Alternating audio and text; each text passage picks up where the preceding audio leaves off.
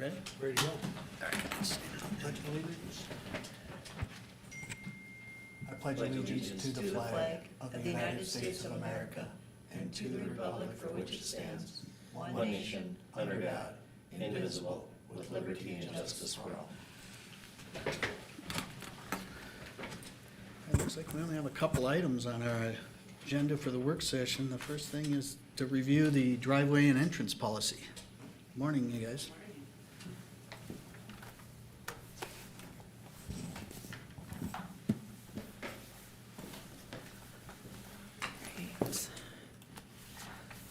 So I included in the agenda, the draft policy, which is the 2 pages, the ordinance that is relevant to this, and then what we have for our typicals that we hand out when we issue a permit in terms of what they need to be built, like with a culvert, and then there's one without out too.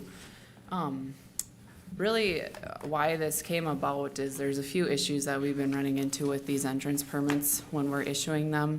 One is multiple accesses that people want into their property off of roads, and the other is entrances through a plat. When they have a platted road already and say their lot parallels a county road, they're asking for entrances off of that county road when they have access through a platted road as well. And my goal is to minimize accesses into properties as much as I can, because every access you add creates a turning movement, which creates a conflict point, more traffic movement on the road, more slowing down, which could potentially lead to crashes on the road, especially in our terrain in this area with the curves, the hills, the sight distance issues. It really does cause issues when you add access to roads. But that being said, people deserve access into their properties, and I'm totally fine with providing them access. So this, I went through probably 10 other counties' policies, read them, reviewed, picked out what I thought was relevant to our area, kind of put into the words what I thought in terms of what our issues are and how to best work around or have a policy that helps support our reasoning behind that we give our permits out. And then just some more detail in terms of what we require or what we would like to see out on the road. Again, multiple counties I looked at, Itasca, Cass, our surrounding counties for sure, to make sure that they're similar to the other ones. I do have one change already. I saw the 48-hour notice. I saw the ordinance state 72 hours, so I would change that to match the ordinance. But other than that, I'm open to comments or any questions that you guys have on it. Mr. Chair, even though I was at the Public Safety and Transportation meeting, I got a question and one part of the policy that I don't agree with.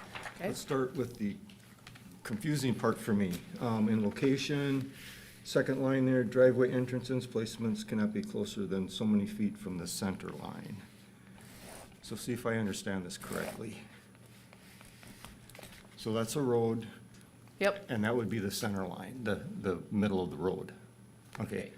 So then if you're gonna have a driveway entrance, it has to be so many feet from the center line. Isn't that kind of, it is what it is? Yeah, you know what? I see, I know what you're talking about, but I think I deleted that off of the one that I have. Oh, okay. From the one that we talked into in that meeting. Okay. I think, because I think it's missing on the one that was included, maybe? Yeah. okay. Yeah, so I deleted that point because it didn't make sense. I think my thought was that it was like, say so the road, If it was like and then per- you had 2 driveways next to each other, that they couldn't be so close, because to allow for drainage, and then the pipes and the okay. culvert ends is what I was thinking, but it didn't make sense on that line. Okay. And I think we do a well enough job in the field, kind of controlling that and moving where driveway should be to allow for that drainage, that I just deleted that whole line out of there. Yeah, it didn't make sense to me either when I read it. Okay. And Because then I also thought, well, does it have to do like with a driveway that's parallel to a county road, But then I'm thinking, well, you got the right of way and you can't be in the right of way with your driveway, Right, so. right. So, okay, that got cleared Yeah, up. I Thank you did very delete much. that point, yes. And then the one, maybe I should look at the new copy. We talked about if you're putting in a new driveway, you would like to have it across from an existing driveway on that same road? Yeah, in essence, because my thought of that is that that driveway that's existing has probably already been viewed and for applicable site distance and curve radiuses and all that stuff, so that if they're gonna put it there, it's probably a good spot to have it, because another one has already been placed there. Okay. You know, and then if, versus like an offset driveway, you know, you might get into where you have not as good site distance on a curve. I just reviewed one on County 4 yesterday where somebody wants to, they're building a gun shop. I don't know if you guys heard about this, but moving into the county. Yeah, right. And he's wanting to bring his business here, and he wants to put a driveway in the exact application that there's one already existing across the road, and it's in the perfect area of the radius to get that site distance. And so I said, I'd like the other one to be right across from it, so he has that same site distance on the other side. Okay, so there wouldn't be an issue if it's a straightaway? Is that what I'm I hearing? wouldn't see an Okay. issue with that. And all of these, I think I should have made the point too, that we still do review all these permits as they come in individually. We go out and we look at the site, we look at where they're proposing to put in the driveway. And we do have a lot of discretion in terms of where we do move some things around in terms of what the owner is wanting and requesting. Because I was wondering, I've got a 40-acre parcel that currently doesn't have a driveway approach. Okay. 45 years ago, when it was a gravel road, there was an approach there, but then when the county redid and made it a tar road, the approach is gone now. Okay. That would be the ideal spot for me to put a driveway, because it's just a short distance to where we want to have the building site. But if we had to go down the road to be across the road from the other guy, now you've added to my driveway, plus the ditch is a lot deeper there. Yep, and we have the applicant, we have them stake where they'd like the driveway Okay. when they fill out the permit, and then when we go out and view, then we can discuss, you know, if we see an issue with site distance, or if they're wanting it on like the middle of a vertical hill, which is not ideal at all, then we ask them to either shift it up to the top of the hill or down to the bottom of the hill. Okay, We had one on 40 instance, somebody brought a new property and they had an existing driveway already and they wanted to move the other one to the top of the hill. And I said, excellent, we just ask that you remove that old one on the property when you put in the new one, because of the area was located. okay. Yeah. And so, yeah, because I was kind of wondering then if I was gonna be stopping by your place to get a permit today. Okay. Before we change the Okay. policy, but it sounds like we're good. Otherwise, I didn't have any other issues, thank you. Yes, thank you. Anyone else? I'm just curious, do people realize they need a permit? We actually do get quite a few permits. I think it's very helpful. The GIS office helps us out a lot when they're filling out the E911 permits. They can't get one until they have had a driveway permit. So then it forces them to come to us and get the driveway, the access permit first. I think since I've been here, maybe we've had 2 that we've found of people putting in accesses without a permit, and then we go and we find the property owner and after the fact, make them come and fill out a permit and pay the fee and everything. So once you determine if a culvert is necessary or not in their entrance, who pays for the culvert and who owns the culvert, once the highway department places it in the ditch? That's actually something I wanted to discuss with you, because I read through this ordinance again this morning, and in 2.2, it states there's a non-refundable entrance application fee, and then in there it states, this fee will cover the cost of inspection and a culvert for drainage if necessary. And then on the bottom, it says culverts will be furnished by the county and remain the property of the county.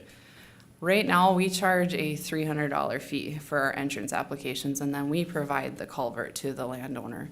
It's across the board of what counties are doing in terms of if they're making the property owner pay for the culverts, or if they're providing the culverts, or our policy in Kitson County is we'd pay half of the culvert up to a certain dollar amount, and then the applicant had to pay the rest.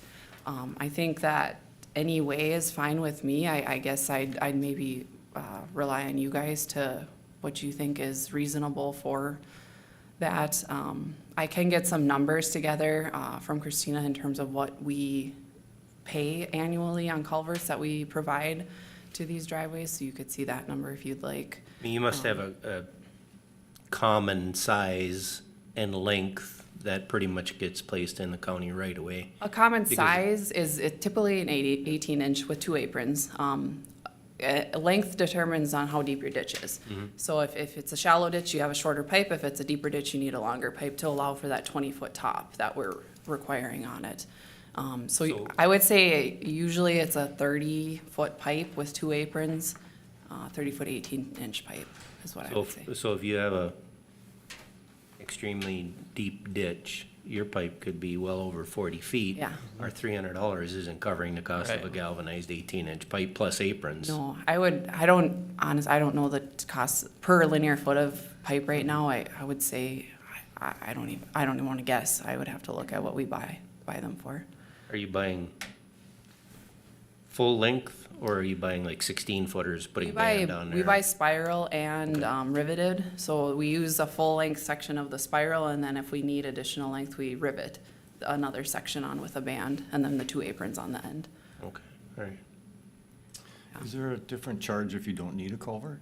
No, and that's again where I guess I would rely on you guys to, if you want it more equal, I guess, to the taxpayers, if you see the benefit of them paying for the pipe or a cost share of the pipe, or, since it's our right of way for drainage, I see it both ways, I guess, in terms of payment for that pipe, but no, $300 does not cover the pipe at all. It covers more our time in terms of Eric going out and doing the pipe, looking at the actual location. I go out sometimes and look at him if he's busy. So based on ownership of the pipe, what about any future damages to the pipe? That kind of, And that's that last sentence, I don't like that because that's out of our control. We shouldn't own something that we have no control of if it gets damaged or, a sign, I guess I shouldn't say that because we own the signs on the road, but a pipe in the ditch bottom is typically damaged by, ATV traffic or, something like that we have absolutely no control over. The trails or any type of system. So again, I don't know how you guys feel on that last sentence in that ordinance. If that's something maybe we need to look at is this ordinance and revisit or rewrite a few lines in there. So if the culverts were not furnished by the county, do you see people putting in subpar? Yes, That's there's, what I would think. people are putting in plastic. It's like a really thick PVC material nowadays, and I don't like those at all. I don't think they have the structural integrity that we would want in our ditches. And are they smaller in circumference? Yeah, you can get up to an 18-inch, but typically they're like 8 inches, 8 to 12. by the time you buy an 18-inch plastic like that, you could just as well buy galvanized. Right, Because right. your price point is getting to that point anyway, so, Yeah, yeah. So I would like, I'm not an expert on roads, so I appreciate the rest of you talking. I think it would be important that the culverts are furnished by the county, because then you can put in the right size with the right apron. At an additional and, cost? and we could still furnish I'm okay either way. Yeah. Okay, I'd like to see numbers on what we actually spend. okay. And I actually have those, I didn't print them off there in my email. I asked Christina to get those together for me. So I can email. Are you saying that you would say, okay, we will furnish a 32-foot, 18-inch culvert with aprons, but anything longer than that would be on the property owner to purchase the balance of that? Because if they're wanting that entrance in that location, and that location dictates they have to have a longer, say a 40-foot culvert, and our standard is 32 feet or whatever it might be.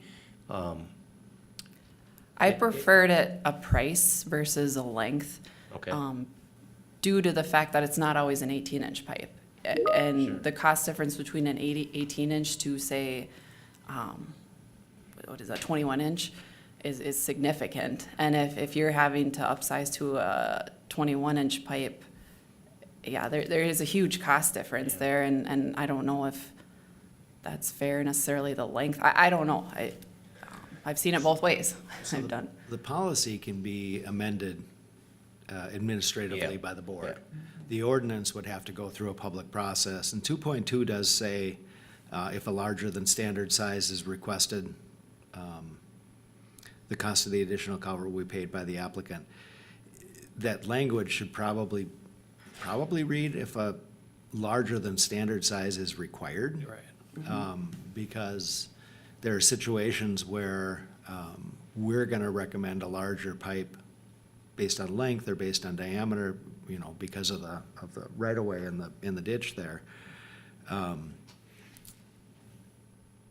So it seems to me we probably have to update the ordinance, which is nothing, we just have to post it and hold a public hearing before we can modify that. But we may want to consider all of them together and bring the, I mean, 2.2, I really think it should be, if a larger than standard size is required for the application, the additional cost will be, and here we can go back, if we want to review the ordinance, even just to make that change, we might as well review the whole situation, which means we would look at the annual costs of doing that, whether we want to own them or whether, you know, we don't want to own them.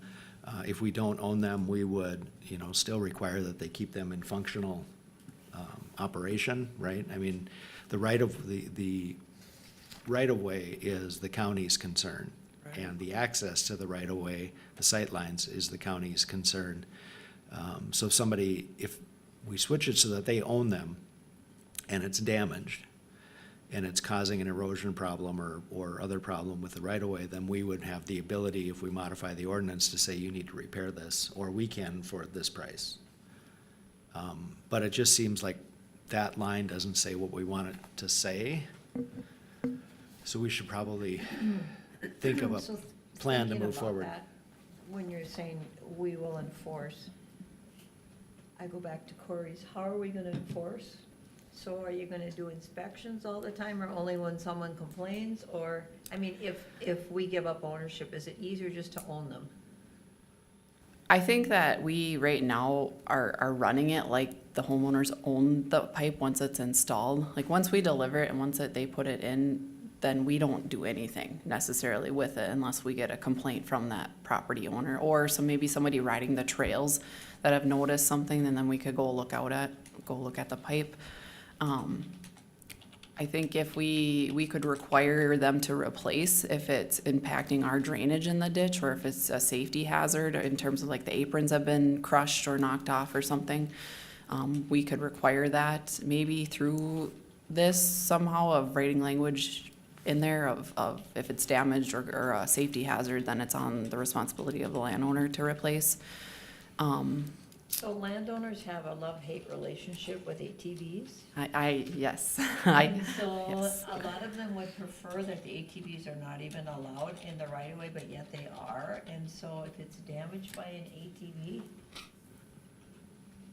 why would the landowner have to pay if they're not even the ones using it and it's being damaged? And I'm just raising a question. Nope, and I agree with that in terms of their driveway. I mean, I've talked to multiple landowners in the county since I've been here, whose driveways are being damaged by these ATVs. Yes, they They're are. running up, Yep. they're kicking the gravel off. Yep. And from what I've heard in past practice is that we don't repair them because they're not our driveways, they're the property owner's driveways. Yes, they are in our right of way, but we're allowing them to be there, if that makes sense. I've given them suggestions on ways that I think could possibly help that, alleviate that, the tracking of the gravel. I know some have put wood chips, I've seen, some have pushed like a crushed granite rock. I've seen, there's a material called Fleximat out there, that's a concrete block that they could essentially put and buffer up their slopes, but again, that's at the cost of the landowner. And I don't know, I think as a board, I think that's a broader conversation, because I think you don't want to negate the ATVs and the traffic use. From what I've heard or what I understand, you know, that brings a good tourism, but it causes a lot of damage. Even to our roads when they come up on the shoulders, causes a lot of damage. to the shoulders. And I think there's a lot of counties dealing with that issue. I think Cass deals with it, Otter Tail deals with it quite a bit. Yeah, it's a bigger problem, and I think more the problem is that we don't get any revenue.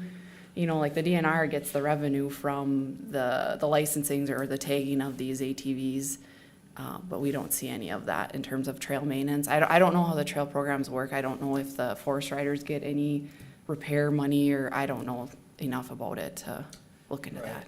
Prior to you coming here, we've had this discussion at Public Safety and Transportation Committee almost endlessly for a while. Yes. And we really struggle to find a solution because, number one, if you just drive a few roads around here, you see it's a significant amount of driveways or township roads. We can't afford to be fixing all these No. things. That would not work. Huge cost, Yeah. yes. One of the things that I was hoping would get done, and I don't know if Jed got it done or not, but inventory Okay, exactly what our problem is and where it's at. Sure. Because if our major problem is only County Road 4 and County Road 9 up north, well then let's make them grant and aid trails. Sure. And then there is funding for the trail people to take care of that as part of maintenance. great. And if they're the main corridors that our people use, we could possibly help alleviate 60, 70, 80% of the problem if it turns out to be what I suspect.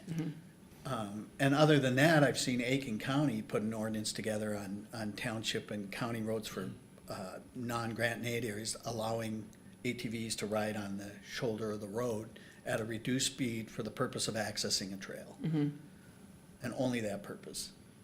Yeah, there's, again, it's across the Yeah. whole state is what I've heard is the issue. Since the side-by-sides became popular the last 10 years or so, 18 is probably the one I get the most calls and complaints on by Nevis to the west of Nevis.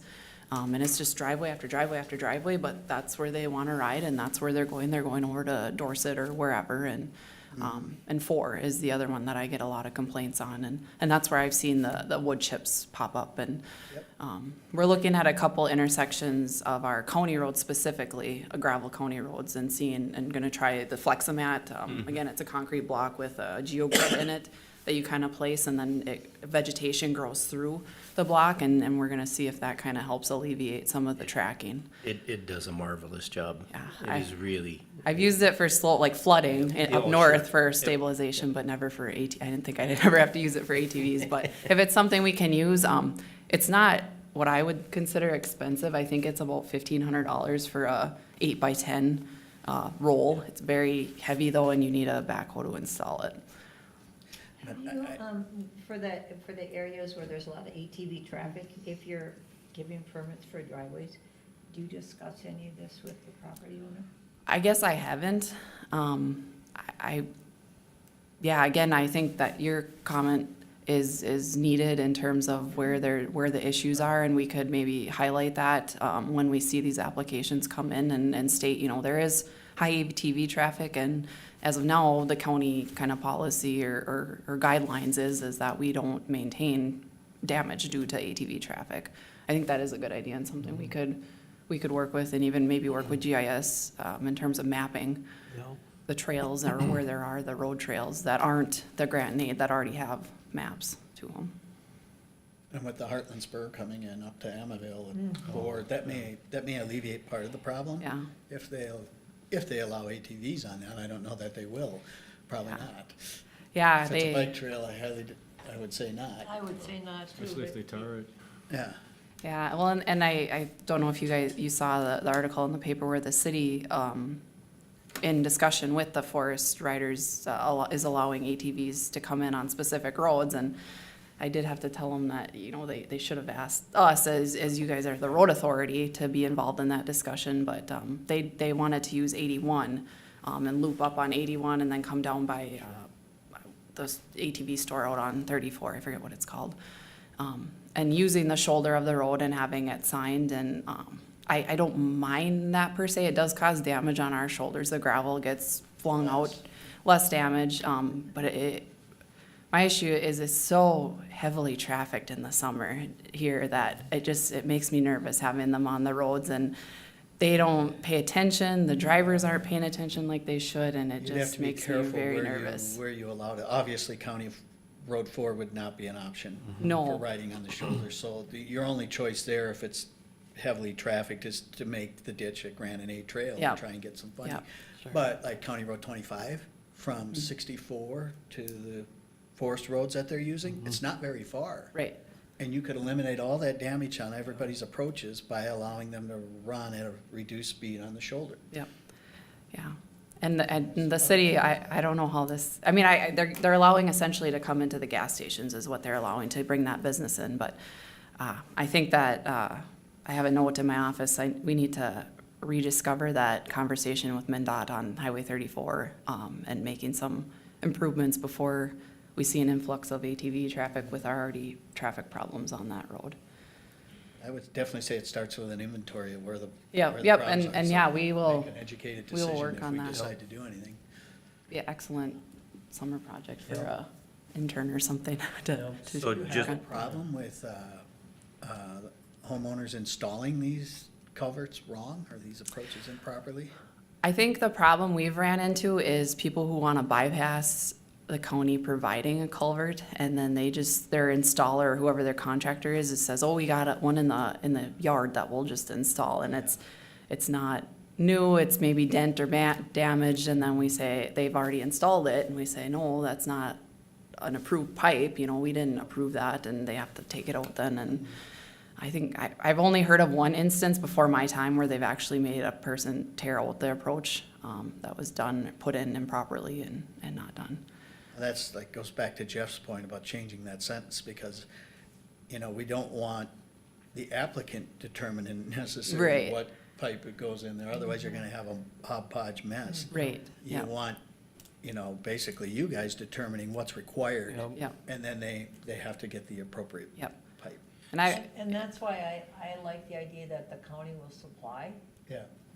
yep. whether we charge for it or not. Yep, and I'm fine with that. We buy an inventory every year because we have our own pipes too, so we handle our own inventory. And I heard your comment earlier, Shar, about the townships. A lot of townships use our policy, so I want to make it as clear as possible so that the townships can then understand and piggyback if they choose to on the policy. So are you seeing a trend in homeowners doing their own installs more, or is it contractors doing it on behalf of the homeowner? And then if a contractor does it, can the contractor come in and get the permit? Or the property owner has to The sign it? property owner has to sign the permit, and it has to be, their name has to be on the parcel. We've had that a lot where somebody's bought new land but the paperwork hasn't gone through the recorder's office yet in terms of whose name is on the property, so we make them wait until that's done, and then we approve the permit. But the property owner, they have a place where they can note who their contractor is that they're using. For me, I guess, looking at fairness, if the $300 permit, you have to pay whether you need a culvert or not. And then if you need a culvert, it's still just the $300. I want to make sure, because that's what it kind of Yep, states there. yep, too. that's the permit fees. I'd rather see a lower permit fee with no culvert, and then if you have to buy a culvert, you have to buy an approved culvert. Whether that's, and have the county have one available, Yep. or they could maybe buy it from somebody else, but it's got to be approved Yep. by the highway department. Because like I say, for me, if I've got to spend $300 to have get a permit, and I don't need a culvert, well, out of spite, I might want you to put a culvert in anyhow, because I'm paying Right. $300. Yeah, and we can look at that, I'm sure Christina can come up with some numbers in terms of permit costs without culverts versus permit costs, and maybe that 300 is still relevant for the time spent for no pipe, and then it would just be, say, 300 plus whatever additional for that pipe. Even something like that, because Yeah. like I say, it doesn't seem fair to the person that doesn't need a culvert, and maybe it's not even much of a ditch, but he did get the permit, and it was $300, and it's like, Right. and I don't get anything but the okay to put in a driveway, and I gotta spend the money to put in the driveway and the approach and everything, and Yeah, I looked at that when I was doing this too. I looked at different counties' costs, and 300 was actually kind of the lower end of an entrance application, regardless of the pipe. They're all the same. Some counties have a retention or retainer. It's $500 for the permit, and it's a $200 retainer, and then once it's in and inspected by the highway department, then they give back that $200. But after talking to the people who deal with the money, that sounds like a hassle for them. So I don't wanna get into that, but some counties do it that way, where it's then a guarantee that, you know, hey, if it's not done correctly, then you're out $200 extra, and you still have to fix it, kind of a thing. So two things. One, when you provide the culvert, if we're going to charge, would you do a markup or would you charge what the county pays? And secondly, Ted, if I'm hearing you correctly, you were saying, you know, either the county provides or they provide their own, but I'm thinking it would take less staff time if the county provided, because if they provide their own, you're still gonna have Still to. have to go out and inspect before it's in the ground. Right. Yep, so another trip. I'd prefer just to provide it or provide it through our shop. We do have like our delivery, that is probably 2 guys, a trailer, a truck, to bring it out there. I guess, again, kind of maybe up to your guys' discretion if you feel a markup is worth or not. I look at it like it's still a benefit to us for people to put in the right size and the right pipe. So maybe not having that markup or having some investment in it too, of half a pipe or a linear foot of pipe or something. But I think it's hard without seeing the numbers. You know, I would need to get you guys the numbers to see what we're actually talking about in terms of dollars. I've put in a few approaches that have needed culverts, and I've bought the culverts myself and took them to the area and put them in and everything, you know. Mm-hmm. So I wouldn't have used anything from the county except for the permit, Mm-hmm. you know, so. And I normally buy new culverts. Mm-hmm. I can see an instance though where, yeah, I've got one back here, it's in good shape, you know, and it's been laying back in the pasture, Mm-hmm. you know, and I pulled it out and it looks fine. You know, I could see a person wanting to do that. But I guess I'll have to get stuff on township roads. Well, Ted, I would say you're exceptionally handy and you wouldn't be the norm.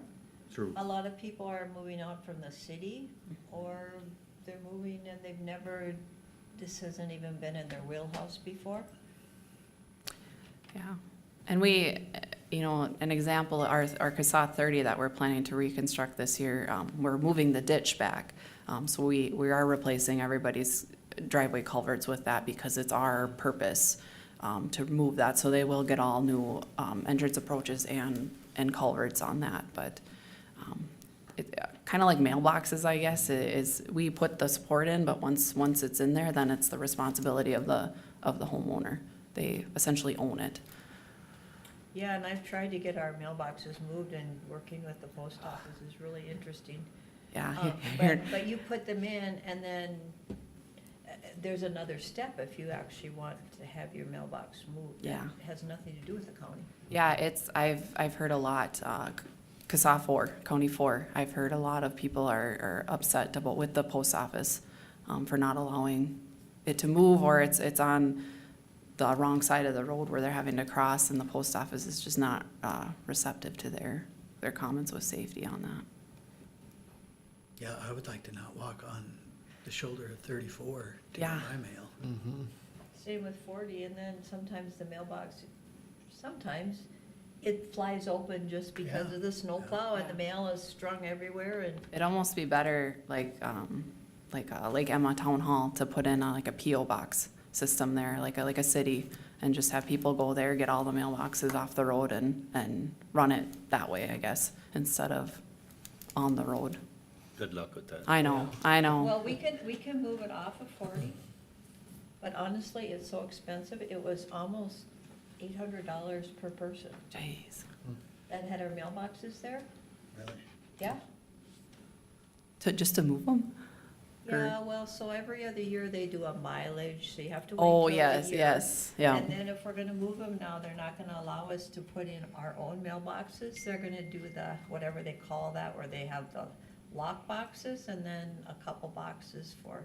it's Packages like- and stuff. Yeah, where- like a where they PO, move in yeah. the city and at apartments. Yep. Yeah, that's what they want us to go to. And so that's why it's so expensive. To serve how many people with Maybe 10, the most. these? $8,000?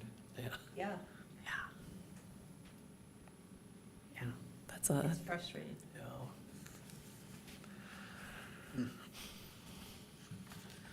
Anything else? Tom, did you have anything?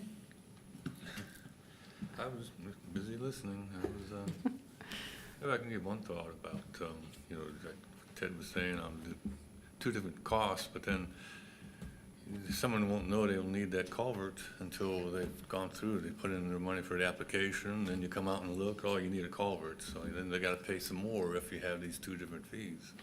Sure, yeah. If you put on the application, the cost for, if you go that route, put the cost for the application and the cost for the basic culvert so that they know that, upfront. And then, you know, on the site visit, have to determine what's appropriate. Of course, and Andrea said close to the beginning that that $300 pretty well just covers your going back and forth. and I to believe the inspect. 300 is held, like, because they're paying credit card online, it's held until we actually approve the permit. I'd have to double check on that, but it's a hold until we actually go out and review it, because there's sometimes they put in a permit and it's not even on our road, so we have to revoke the permit and delete it out of our system. So are you only accepting payment by credit card? No, they can come to the counter and pay by check. I think they are still working on getting a credit card reader machine at our department. They could pay by check.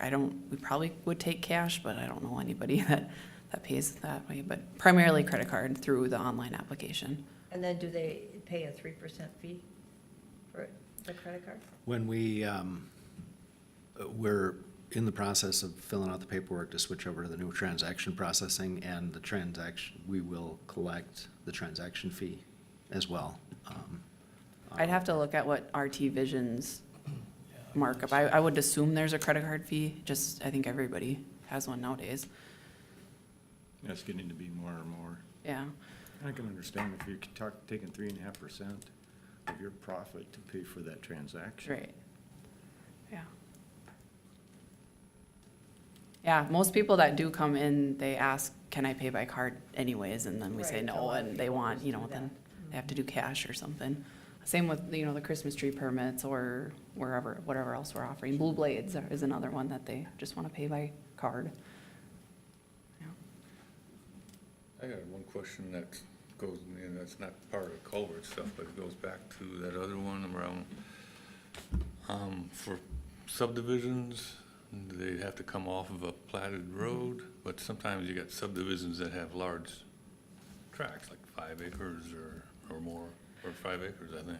I think, yeah, and I was talking to Jack this morning, actually, in GIS about that.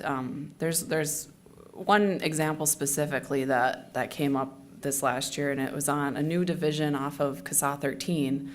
And it's a long, narrow lot in the subdivision that has a platted road through it that's parallel to 13, and the homeowner wanted access off of 13 versus off of the road to where they were building their house. And it's hard for me to justify that and building another access off of 13 that then we're providing a pipe for when they have access off of this subdivision lot that's already been platted and built for that specific reason of accessing these lots. I think there's some that some subdivisions don't have platted roads in them, so they would just get access off of whatever road is most close to them. But again, I think that's coming to the access control, you know, trying to minimize the amount of entrances that we have stacked up on each other when we don't have to have that. So the way it's written, then if a plat did not have a platted road, one would be allowed from the way it's written then? I would think it's not set out like that, but I just kind of said that then that would fall under the county engineer reserves the right to deny or approve requests is kind of where I leave that under all items. Even construction plans, the engineer has the right to make the decision overall in terms of what they're allowing.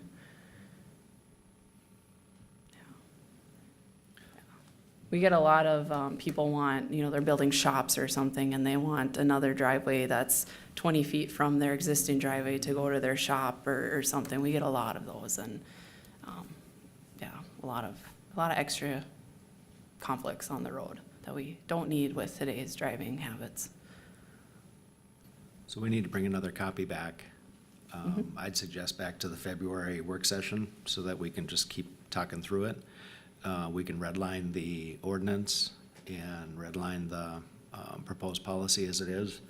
Bring some numbers about the number of permits and the cost. And then review again, because obviously this is something we want to get done once and right. That make sense? Yep. 3 weeks, we can have those revisions ready to go? Yep, I can do that. Good discussion, though. I was kind of surprised. Oh, I thought this would be a 15, 20-minute deal. Kind of was too, so I appreciate you guys asking questions. Anything else on the topic? Yeah, and I can email those Thank you. costs out Yeah. to you guys so you can see those prior and take a look and see what you think. Sounds good. All right. All right, thank you. Thank you. So the one announcement that I was gonna make, other than 1.2 is that the HCTA meeting January 26th at 7 PM is down in the lower level. And Andrea's gonna be there to go over the year's, projects. Yeah, I'll have that and. And what time of the day will that be? The Township Association is at 7, isn't it? 7 Yeah, p.m. okay. On the 26th. 7, lower On the level. 26th? On the 26th, lower level of, law enforcement. Okay. Must be Straight River or Todd hosting it. Probably If I- Straight River. And if I have time, I'll probably buzz over because I'll be here for Board of Adjustment. And I Plan- have all Plan the Commission on township that bridge night. reviews that we did this year, I'll hand them out to who's there, and if they're not there, I'll mail them, with some repairs that they need to make on their structures. So you're doing that the 26th and the 27th? No, it's just the Just 26th. 26th. Okay, I already know Pepper I'm County not gonna, Township. yeah, I'm not gonna be there I because. won't be there either. Because, someone that's interested in being on the Board of Adjustment, I'm gonna attend with that person. I'll try to be there. And that's why it's in the lower level, because it's the same day as the Board of Adjustment. Board of Adjustment's at 6. Yeah. But usually, Yeah. it's usually not done by 7, so. No, and there was actually several on the agenda, so I don't think it will be done by 7. For sure. Thank you. Thank you. And then, Mr. Chair, the only other item I have on here is just to throw out the date for the proposed date for the Board of Appeal and Equalization, being Wednesday, June 7th at 6:00 PM. Requirements are that we can't finish until after 7 o'clock, so we've usually started it then. Maria proposed that date, and she will be here either in probably March with a general update about what to expect ahead of the local Board of Appeal and Equalization schedule. What date did you say? I think he January, said 7th, but it's the 17th. You said 7th in the beginning. There's a- oh, I'm So sorry, it's- June 7th, Wednesday, it's the June 17th. 17th, at 6:00. 6 o'clock. I haven't really transitioned to 2026 yet. Thank you for getting this information out so early. It's nice to get it on my calendar. She wants to get it out because they want to get their notices out on the early side of the requirements, so. So if there's general consensus with that, there will be an item to set that date on next week's meeting. That has to be set by the board. Works for me. Yeah, looks good to me. I was reading 2 lines at the same time. 6 o'clock, right? 6:00, yep. We can't end before 7, so I'm hoping that we are sitting around waiting for 7 o'clock to be able to. Yep, It's happened before.